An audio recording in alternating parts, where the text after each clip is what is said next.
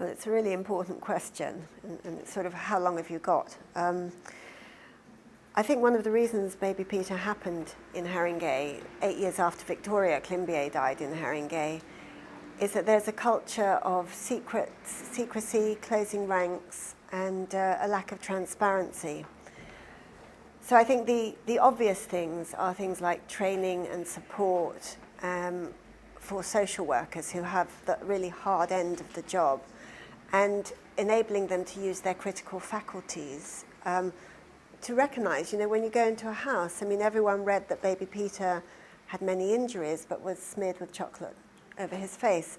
And the poor social worker who went into the house was obviously too intimidated by the conditions in that house to ask to wash the baby's face, which she should have done. She probably thought of it, but didn't do it, and didn't work in an atmosphere where she felt she could go back to her manager and say, there's something wrong, can you come back with me? That's the sort of atmosphere you need to create for social workers to be able to do their job. But in Haringey, it's all about blame and defensiveness and a culture of covering up. So I think another very important thing is when an incident like this happens, serious case review is written. That's all the agencies come together and they write a report of what their part in leading up to the tragedy was. And then an executive summary is published, or when the trial concludes or whatever. The secret case review, the serious case review, secret case review was the right words actually, is never published. Now, I read it, the first one that was written after Baby Peter died, literally under lock and key in Ed Ball's department, through open windows staring at me.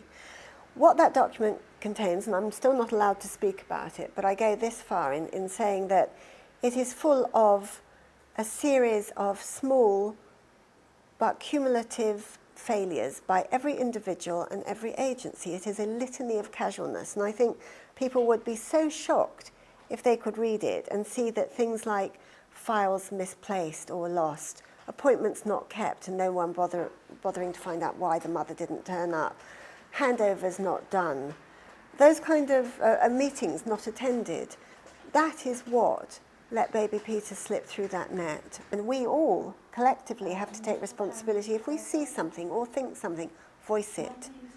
Don't close ranks, don't defend the department. When someone brings you bad news about your department, don't say, the fault must be with you, the messenger.